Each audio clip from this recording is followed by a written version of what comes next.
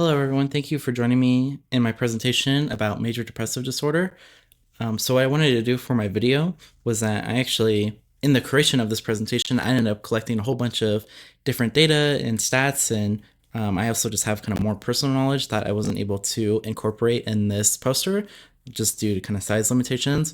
And so for this, I actually wanted to run through my poster and kind of go more in depth with each point, just beyond kind of what I put there.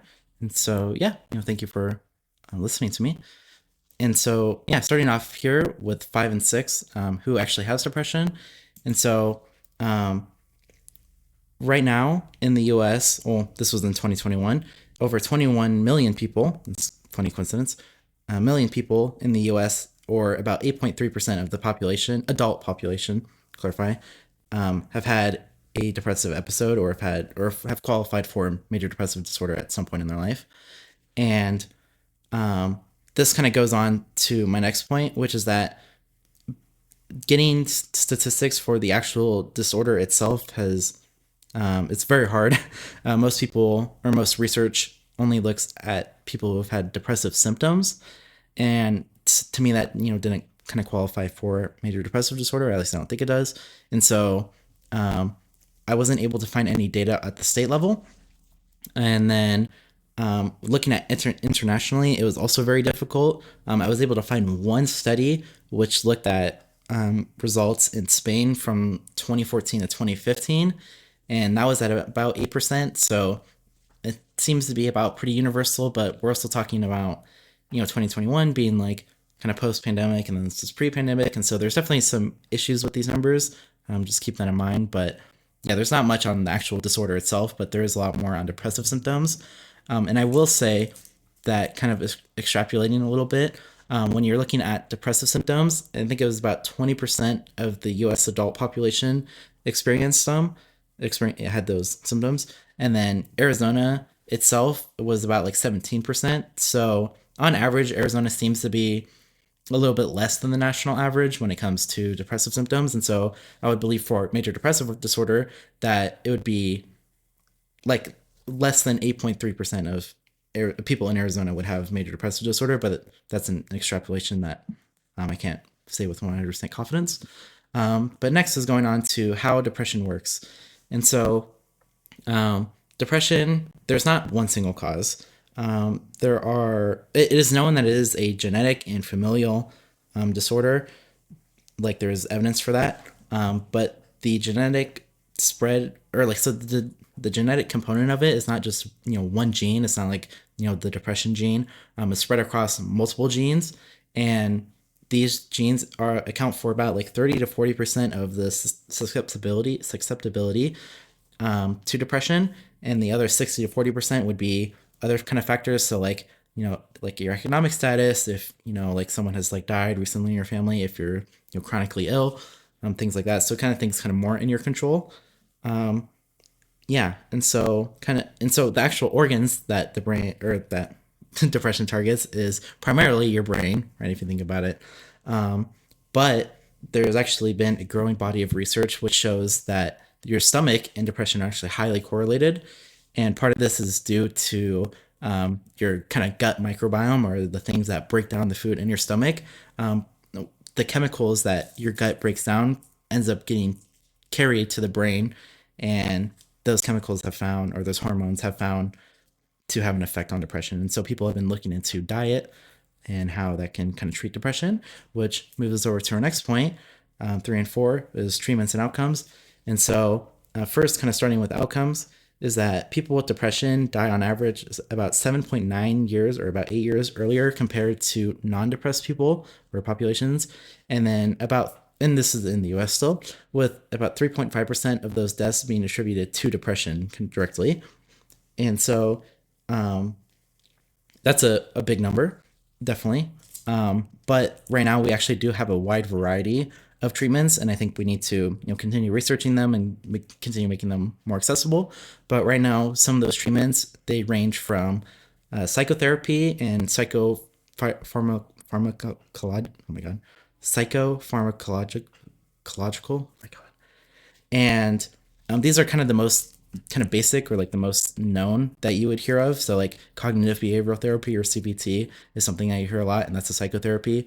Or if you hear of SSRIs, which are selective serotonin reuptake inhibitors, those would kind of be more of the pharmacological methods.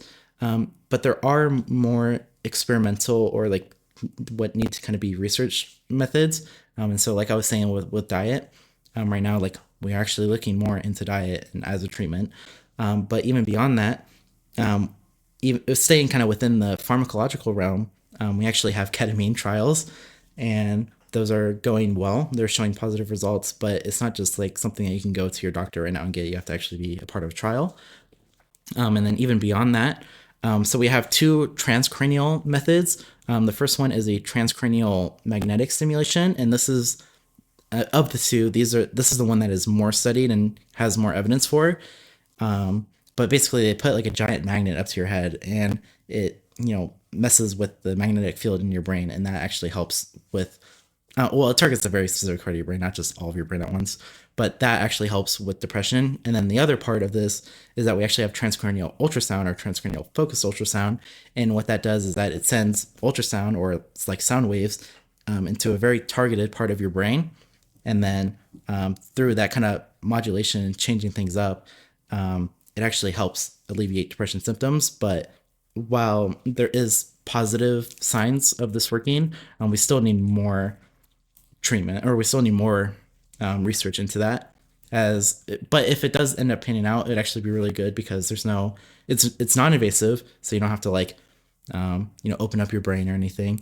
And there's right now no really negative side effects shown. Where right now with like if you do SSRIs, like you might have like low libido or low appetite, or there might be other like mood issues. So it takes like right now, like if you were to start on SSRIs, you actually increase in suicidality for like the first week or two, and then it starts to take effect.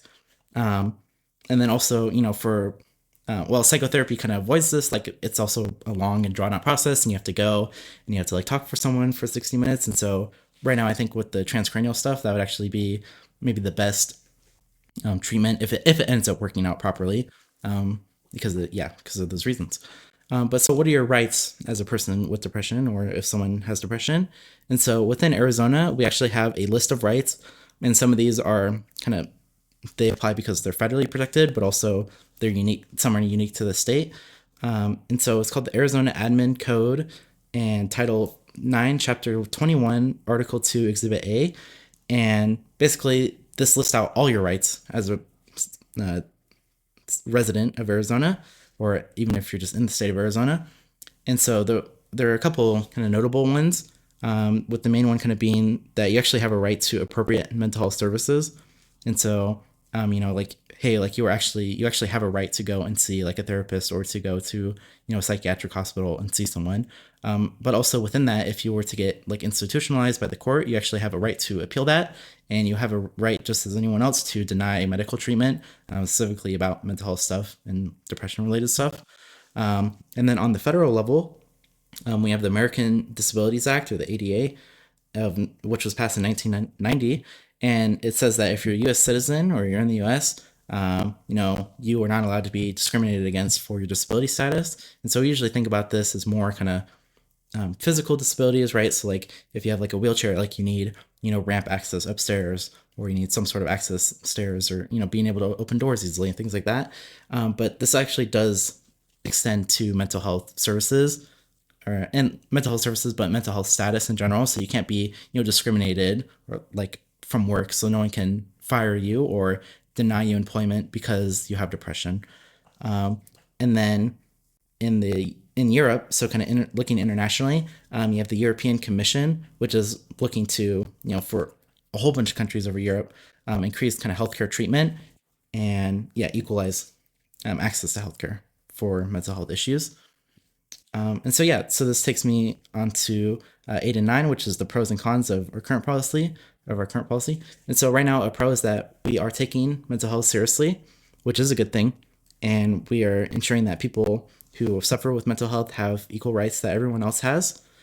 But the issue right now that we are facing is that we aren't actually focused on ensuring that people can get a therapist and can get quality mental health treatment, especially for depression, but honestly for any mental health issue. And the kind of, I mean, it's just like, it's just a side effect of, mental health kind of not being as normalized and not being as accepted. But, as we get through there, we can definitely, push for more of that. But, right now, if you had to go out and advocate for some sort of policy or support some sort of policy, what would I actually recommend? And so right now we actually have a bill in the House of Representatives on the federal level. It's called HR 1638, titled Improving Access to Mental Health Act of 2023. And so what this does is that it does a couple of things, but the main thing is that it increases Medicare reimbursement for mental health therapists. And so that's important because if you increase reimbursement, then it, if you make more money, right, then more people will be comfortable kind of having that job and doing that thing. And so increasing reimbursement is actually a really good thing. And another reason why it's good is actually because for mental health therapists right now, so you have this thing with Medicare, it's called the physician fee schedule. And it's pretty much, it decides how much Medicare will reimburse you for a procedure. And, right now, like psychotherapy is covered under that. But therapists are actually, they receive the least amount of reimbursement compared to anyone else at about 75%, while nurse practitioners, people who aren't even really trained in mental health, and giving mental health or mental like psychotherapy, at least not to the level that therapists are, they actually get 85% of the physician fee schedule, while actual doctors would get 100% and clinical psychologists would get 100%. And so right now, if you want to actually be a psychotherapist and give therapy to people, you pretty much get shafted compared to everyone else. And so passing this bill would actually bring up the standard and bring up the reimbursement to at least nurse practitioners. And yeah, so that would increase competitiveness. And even though I can kind of see an argument that someone would make, which is that this is only about Medicare reimbursement and that isn't about, what about all the other people who, have like United Healthcare or Cigna or Aetna or, any of these other non-Medicare kind of plans.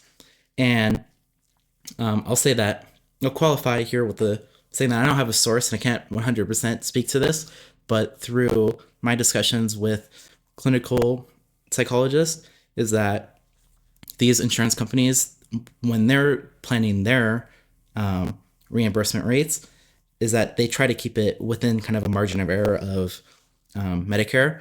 And so like at most, like something like Cigna, or I don't know, just take any random healthcare. Not speaking to the exact one. At most, they'll kind of pay maybe like $10 more than what Medicare would pay. And so with Medicare raising their rates, other insurance companies will want to remain competitive and they will raise their rates for reimbursement also. And yeah, so I wanted to thank you. That's all I have for this presentation, and I hope you have a good day. Thank you.